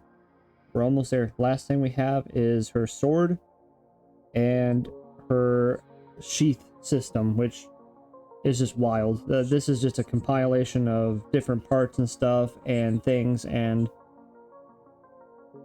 I call it busy work because it's unnecessary, but it's fanciful and it grabs attention because it looks complex. And because it looks complex, people enjoy that. And especially when it comes to mechanics and mecha and stuff like that, people love to see more intricate designs because it's just more flavorful. That's all it is. So instead of just a normal sheath, like as an example, right? Let's go ahead and open. Let's see here. Kitsukai. Is this it? I think this is it. Nope, not that one. Open. I think it is. Here we go. Yeah. So, see how my swords here? They're not really interesting, and I know that they're not interesting because I was trying to be as traditional as possible. But the only way to make them interesting is I added some color to them, right? And so, you know, it's hard to do something traditional but make it interesting enough to where people think to actually look at it or give some attention to it. And so that's just the part of it. But if I did something like this, which is this huge sheath right here, and I did something like that here, which I made like some kind of wicked, cool, sick katana sheath or something like that, obviously it'd be much more interesting and grab more attention.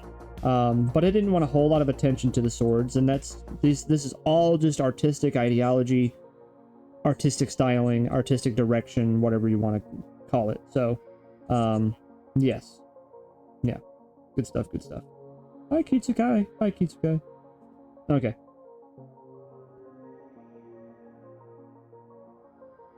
Now that we got this finished, and do another layer. And like I said, the fingers. So you map out where you want your hands to go, right? Like we've already discussed this. Excuse me. Oh. We've already discussed this. But you just map out where you want your hands, and then once you put your sword or whatever object you want the character to hold where you want it, then you will articulate your fingers around that object. So in saying, when I drew these fingers like this, now this one, if I didn't have her, I planned to not have her hold anything, this would be okay.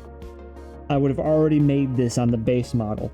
However, this hand right here, I wouldn't be to that stage just yet. The only reason why this hand exists right now is because of the fact that it just already exists, and we're trying to figure out how the artist would have drew this hand ahead of time.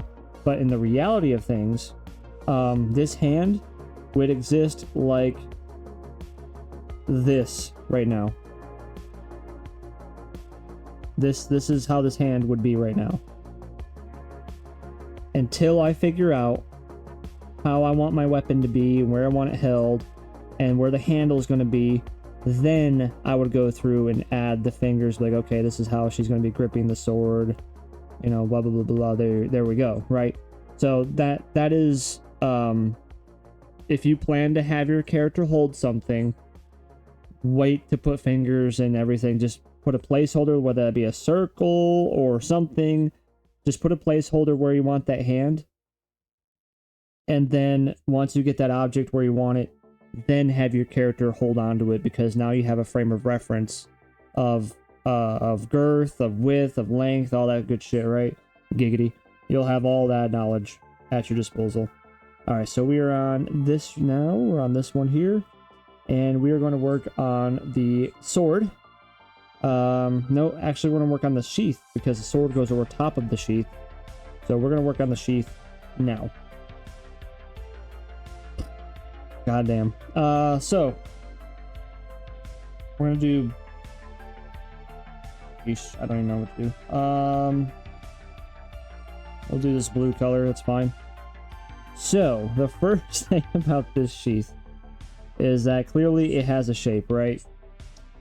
And we're going to do our best with a line tool to make the shape of this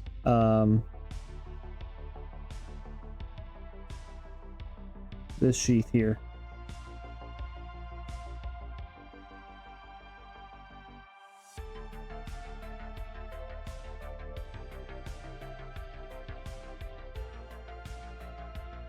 And just follow those lines as best as possible. Of which, you know, at this point in time, it doesn't make sense.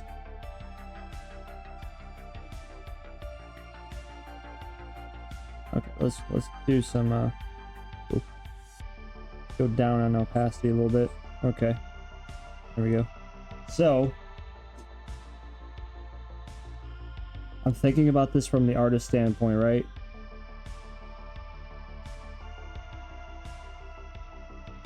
First thing I want to do is make a box. So, right here, I'm not including this triangle. Why? That's an afterthought. That doesn't exist right now. I just want a box. So, that's clearly my end right there. I decided I wanted a slanted box, so right about here.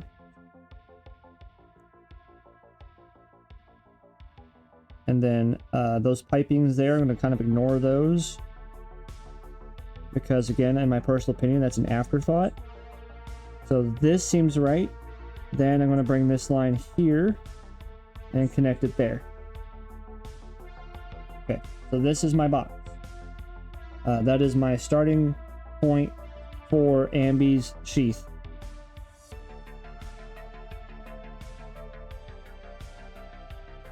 From this moment forward, though, is going to be a cascade effect of adding straight lines into areas that I want them to be. So the next layer, which I'm going to be making red, I want these things here. I want this shape here. I want this to be like a cool like thing. And then at the end of this, I want this cool thing here. Like this sheath could very well be like 10 layers.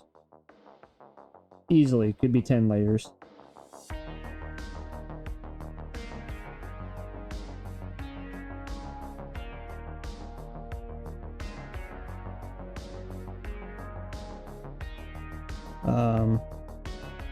Next I'm going to do purple. Let's do pink. Next layer. Now I want to take chunks out of this thing. I want a chunk out of this. I want it to go like this over here.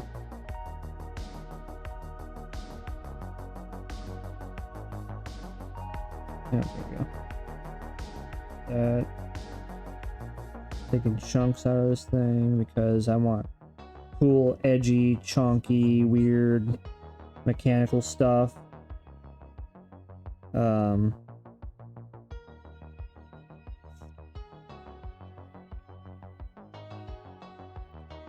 This section right here is just its own thing, kind of, but we might have been able to do this on this layer, so we're just gonna let you load.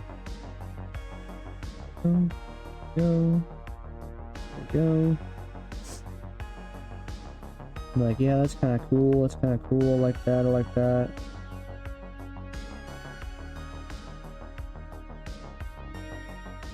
I'm gonna do another layer. I want green now. So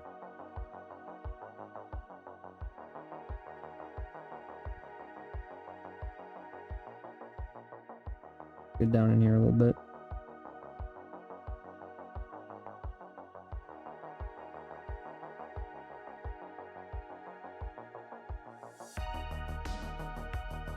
Alright.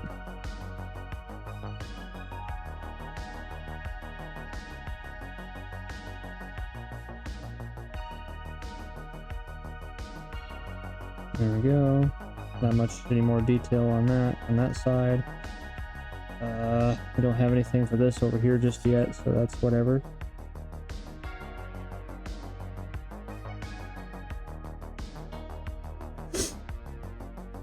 And now this craziness over here, Jesus. We're just gonna condense this though. We're not gonna play that game of how many fucking layers can we do today.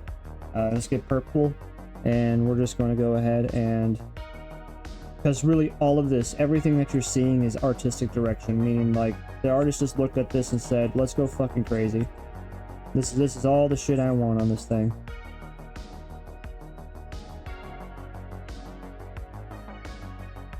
I mean, there's just stuff going everywhere, every which way. Sometimes there's no rhyme or reason to it, it just exists.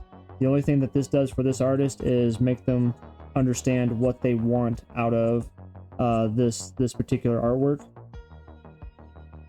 and that whatever they create from this is that they just have to carry this over to whatever they do with this character in the future, which goes for me too. So whatever I create from this point forward, right, with my custom characters, I just have to make sure that I carry this design, the same design, over to whatever it is that I'm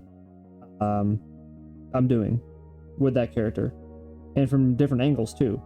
And so essentially, when let's just say this is the very first artwork iteration of Ambi, right?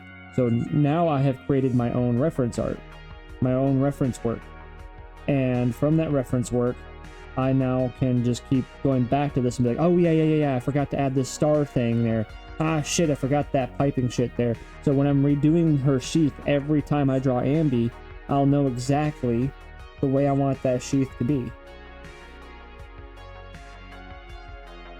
Now this star right here, this star is an asset, meaning that they probably already have this logo somewhere else, like, you know, just sitting there doing one of these numbers, right? This logo is just there with the circle around it, right? And all they did was copy, paste, and put it on there. This could have been drawn if it hasn't been drawn before, but because this is very clean and it seems like it's slapped on there, I bet it was an asset, and it was just it was like a sticker, and they had it laying around and they slapped it on there, which is fine. You know, do whatever, it's their shit. Do whatever you want, baby, it's your shit.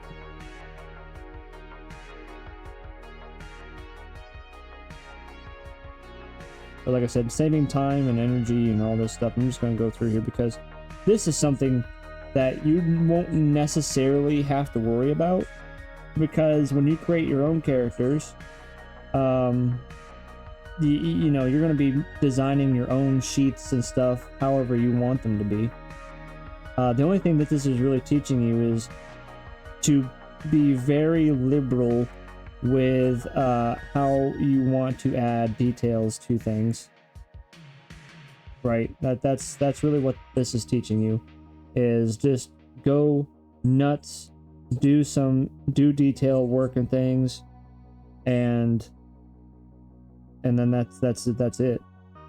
Go crazy, go off the rails with details. I call them greeblies because that's what they are. It's something to add to something to add extra something. It's something to add to something to add extra something. Whether that be for scale, like, you know, a lot of the Star Wars ships and stuff like that, they have greeblies on them to make them look bigger. But in the grand scheme of things, Star Destroyers and TIE Fighters and stuff like that are the same size. But when you have a simpler item or a simpler thing, the less details that you put on, the less greeblies that you put on them, the smaller or more simplistic they look. Versus something that you have like thousands and thousands and thousands of greeblies on, well, to a person that looks like that thing has a lot of shit going on, and thusly so is a very complex and large figure. And you know, that's about it, right? But needless to say, this is kind of the process that would be taking place with something like this. Essentially, the lesson here, like I said, is just layer up everything and start with a box. Start with a box and then work your way around the box. Take the chunks out of it to add some flair and detail. Add blocks and other things on top of it to, again, add some flair and detail. And then add just a complex system of piping and lines and digital things and just stuff like that to, again, add some flair and detail. And that's really the best thing I can teach on the sheath and or just any weapon systems in general, is to just add those details. Make them complex looking. Add pipes. Pipes are a big one. Hoyoverse uses a lot of pipes in their artwork. They use a lot of cables, pipes, anything that adds thickness. You know, this right here, that adds thickness. This Coke can that's sitting there adds thickness. You know, it adds those things I believe are very necessary. Also, I like logos like that star, right? That star is very cool. Add those logos on there. That adds some flair and detail. And then now, of course, we're going to go through, go back to that blue layer, that square. Let's see here, where's our square? There it is. And of course, we're going to erase anything that square does not need anymore, which is actually a lot of it. A lot of the square simply does not exist or need to exist. It adds too much noise. We don't want things to be noisy. And so we are going to erase a lot of this square. It was just there as guidelines. That's all it was there for. And we no longer needed it for guidelines for the most part. So it's all mostly getting erased, whatever is in the way. And see, now it looks a lot cleaner. It's a lot easier to work with.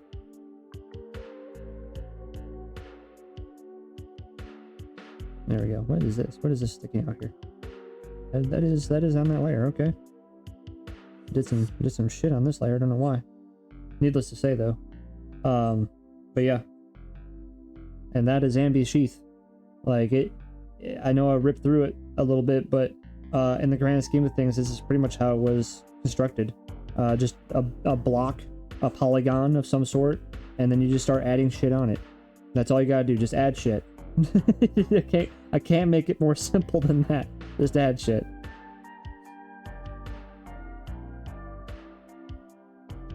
Alright, last but not least is the sword. We are 27 layers in. That is pretty fucking massive in my opinion. 27 layers in. Yeah, that's pretty cool stuff. Pretty cool. So let's get, looks like not purple, maybe orange will be your best friend here. Maybe green.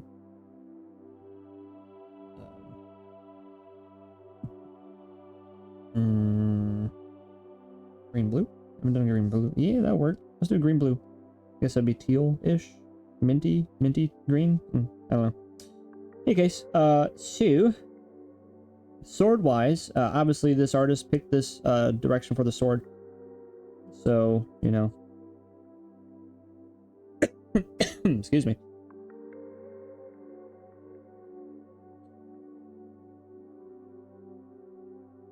Start drawing that.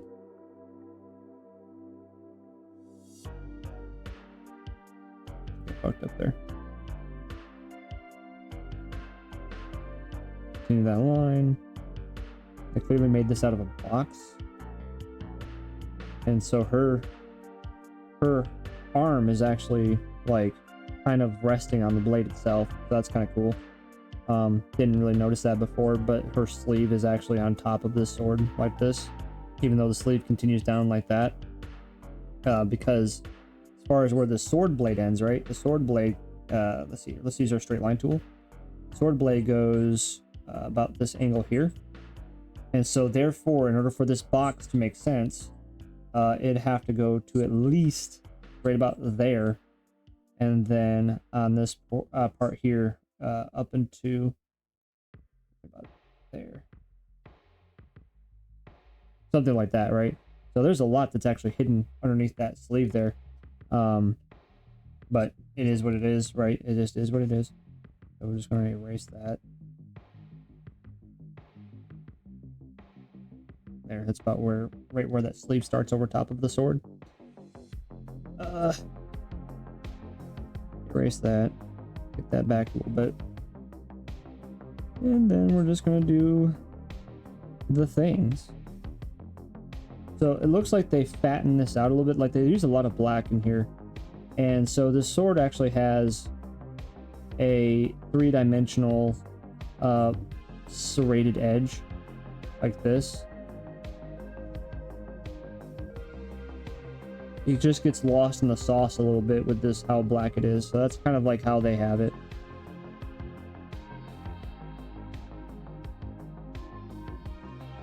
We're just using little rectangles and angling them. That's all it is.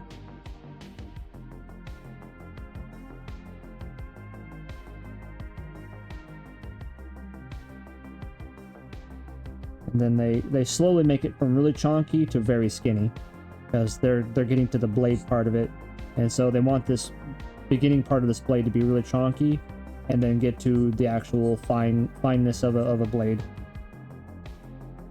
And then we're gonna get a straight line tool and just follow that line all the way down here. With weapons, you definitely want to use straight line tools.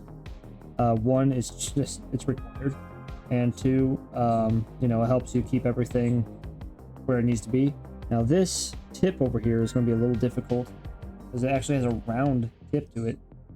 So we need to make that round tip first and then draw our straight line, and then our straight line again.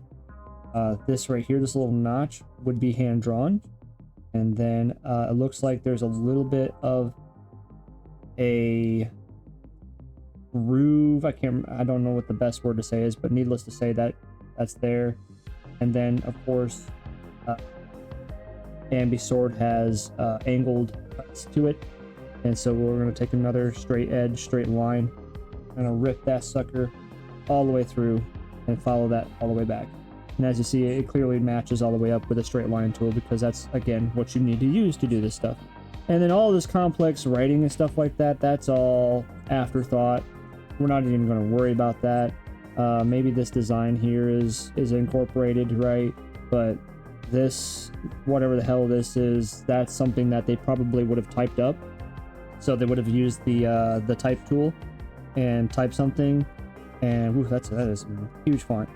And then just used white and just simply went, and then they would have just copy paste and put that on the sword somewhere. That's essentially what that is. Yep. Yeah, so they used the type tool, typed out a thing and really shortened it down, and then they would have selected it, would use a selection tool, and then use skew and skewed it onto the blade to make it on the same perspective as this. We will get there. We'll do that. It's not a problem, not a big deal. But of course, they clearly used some real English letters. I don't know what that says. Caution. Okay, it says caution. So they typed out caution, and they probably typed out some other stuff, but in a font that's so freaking small that when you shrink it down, it just becomes pixels. And it looks like they use the plus icon there as well. So yeah, there you go. That's how they would have done that anyways.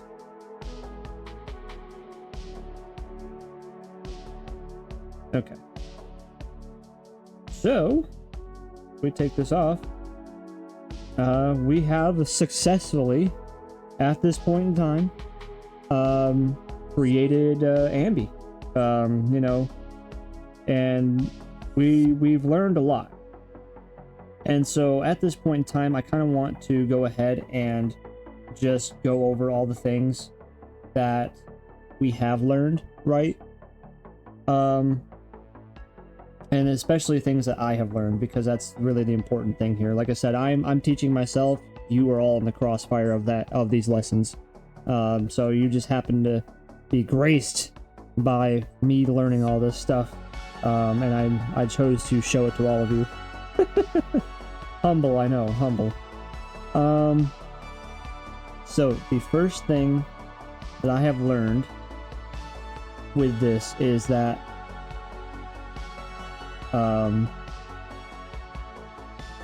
let's make my size here a little bigger. Let's do a size 7. Yeah. First thing I've learned is make my character bases thicker.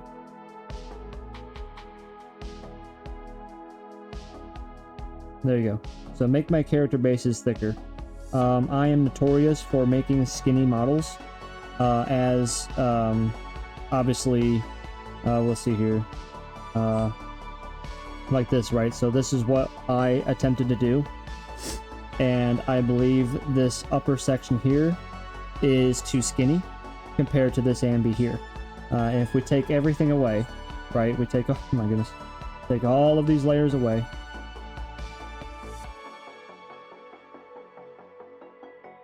So many.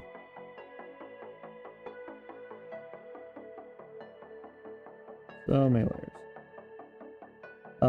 So if we take a look at this between the two of them, you can see that my ambi is definitely it starts getting really skinny right here, where this ambi just keeps getting thicker. Arms wise seem to be okay.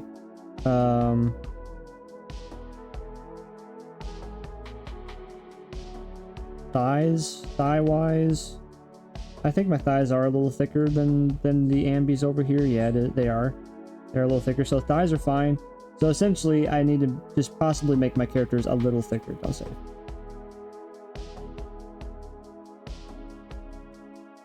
That's one lesson to be learned here, that I have learned personally. Get all these layers back. Sheesh. Okay. Let's actually...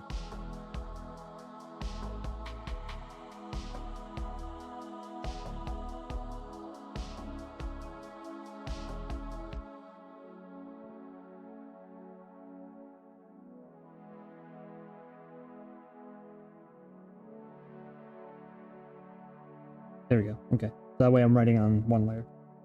So, 1, make my character bases a little thicker.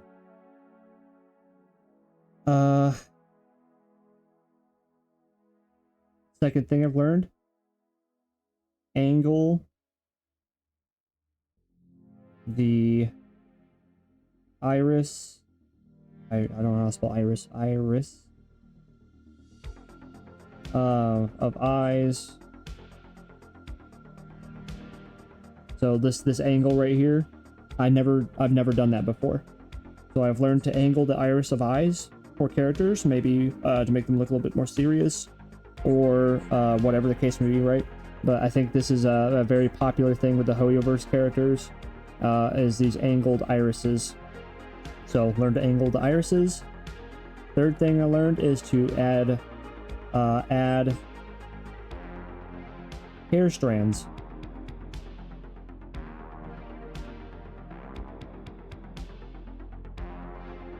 I never used to do this, or I've never done this with my hair, which is do these loopy-loops outside of the hair there. It adds so much more volume. I did not realize how important those are to adding volume.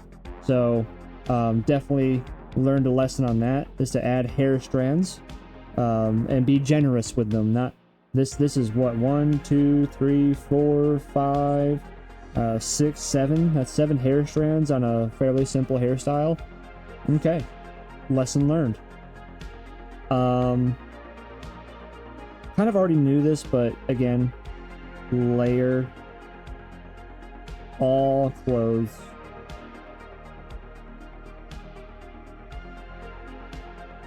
Layer them all. Make sure that you layer everything. You map out everything. And then one of the most important lessons that I've learned: keep it simple, stupid. Much more of what we have done to create Ambi is really simple. Her shoes are an exception. This design is an exception because that's just an artist flair. The sheath is an exception, and her jacket front is an exception. The rest of it, though, pretty damn simple. Like, there's nothing to it. Really, there isn't. Let's see here. Another lesson learned here is, so kind of goes in line with this, but it's something that needs to be said anyways, is don't overcomplicate. And there is a, and let me write this first now.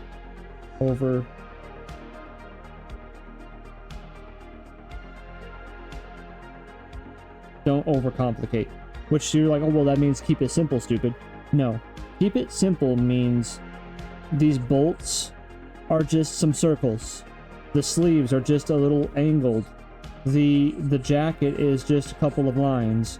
The belt is just a belt. The buckle is just a simple buckle. Right? That's keep it simple, stupid. I guess I forgot to erase that. That's fine. Circle. Delete. There we go. What I mean by don't overcomplicate, which was the example that we used for this belt buckle, right?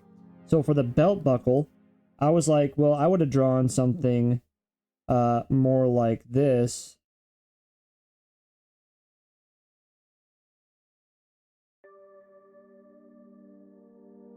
And then I would have added, a button release here.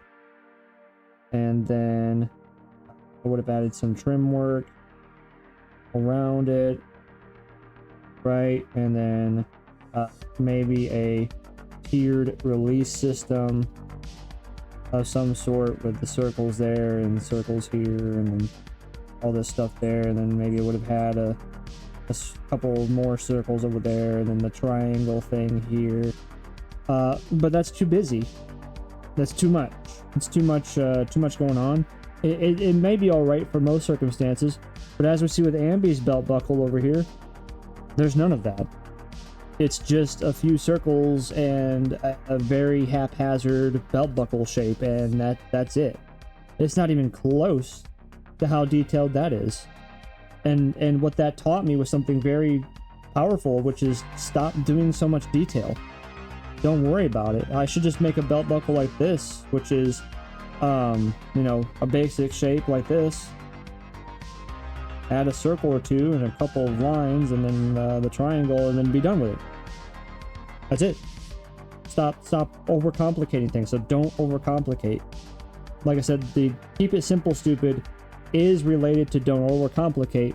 But when you make something simple, you need to stop right there and don't keep adding more things to it, because it's not a main focus. Like, no one gives a shit about Ambi's belt buckle.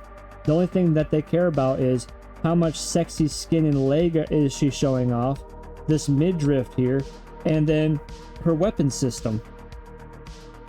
And that's what people really care about. And of course, some major viewpoints, like the skirt is something that's sexy, but it's simple. Her sleeves are complicated a little bit, but really it's just 3 bolts and a strap across it and call it a damn day. So there you go. Don't overcomplicate your designs. Come up with a cool design, but don't overcomplicate it. The next thing that I have learned is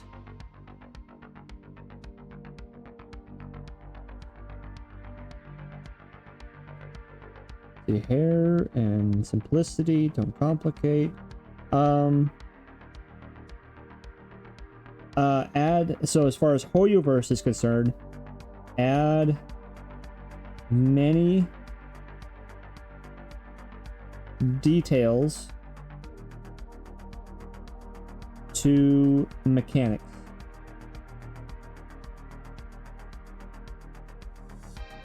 And what I mean by adding details to mechanics, it's the sword sheath.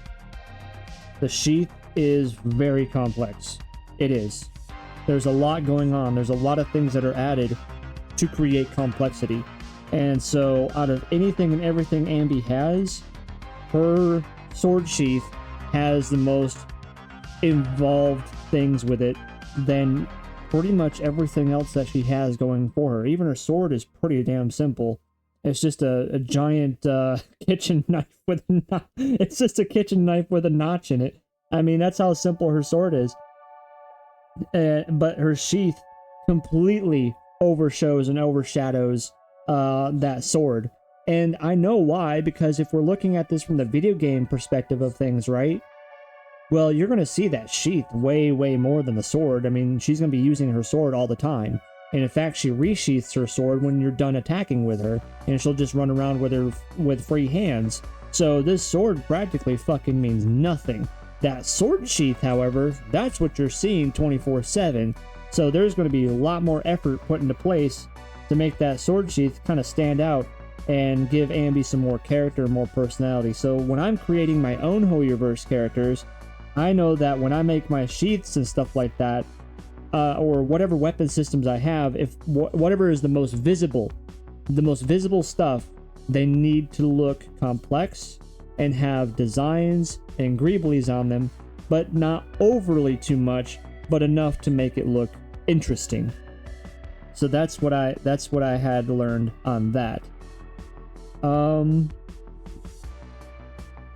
Some other things are nuances more than learning, like such as I don't have to be completely anatomically correct. I don't have to completely like have everything, like we already talked about this shoe at one point in time, right? Where I would actually have this shoe angled more because, you know, her toes should be planted on the ground unless it's like she's picking it up, like she's like, then if that was the case, let's just say that's a true fact, a true statement, and that would mean right here would be a shadow, right? There'd be a shadow of her foot coming off the ground. See, that makes sense if that's the case, right? But even looking at it, that doesn't really make a whole lot of sense, even if that was true, because that shadow would be in line with with that shoe, right? But it's not. That line, this shadow is not in line with that shoe. It would need to be like closer to like up here, like barely lifted off the ground. And needless to say, though, I think that this needs to be more bent. But at the grand scheme of things, this is the lesson learned. This is the next lesson learned. Don't worry about complete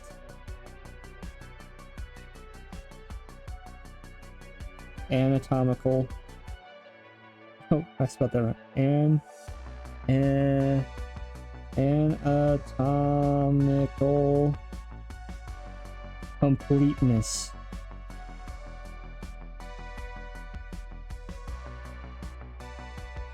Because realistically, God damn it.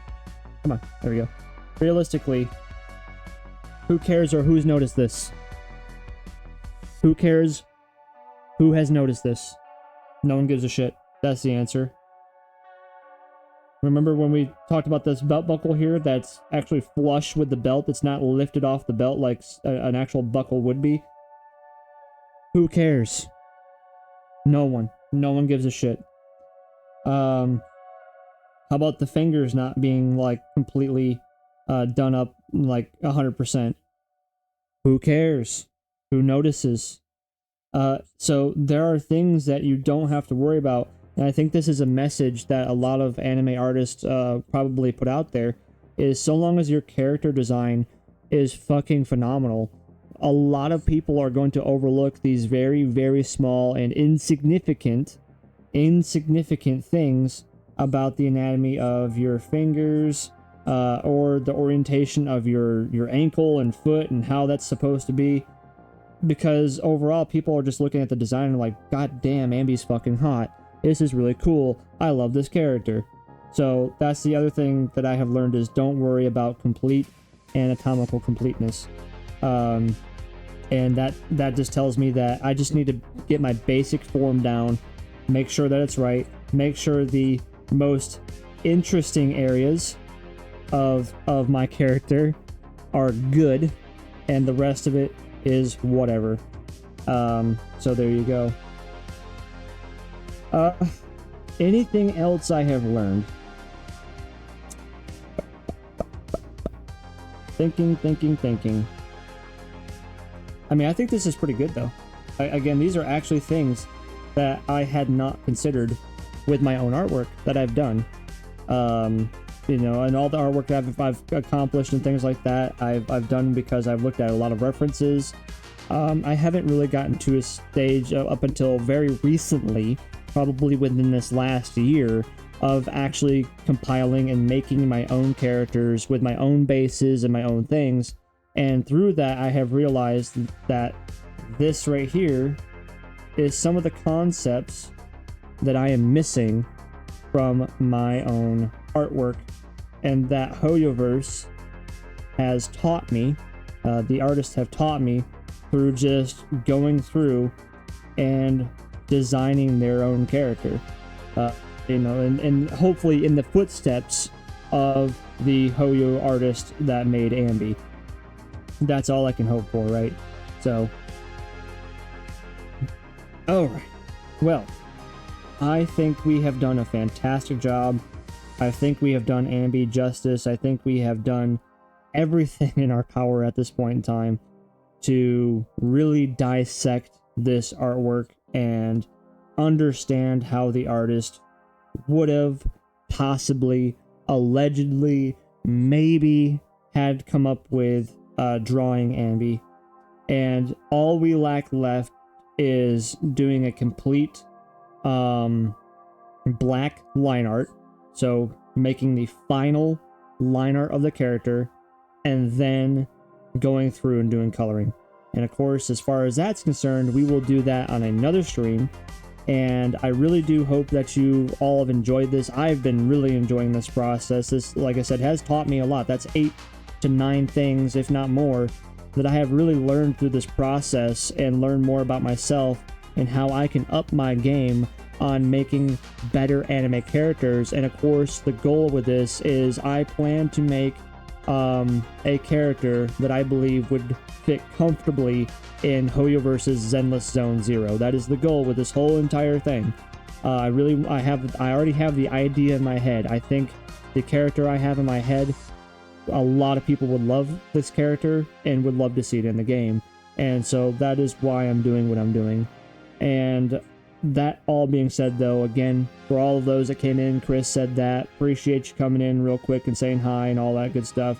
And to anybody who watches this on YouTube later, obviously, like, comment, subscribe. Like to hear from you. Like to know what's up. I want to know if you've been learning a lot with this. Maybe you've been following along. Maybe you've grabbed the same image of Ambi and kind of are doing the same process that I'm going through. Because, again, this is how you kind of grow as an artist. This is one of the many facets of artistry that you can go down to teach yourself how to be a better artist, because you'll start picking up things like I have to do with your characters. But needless to say, this is your host, Samurai Kit Kat, and I will be seeing you in the not too distant future. Toodles!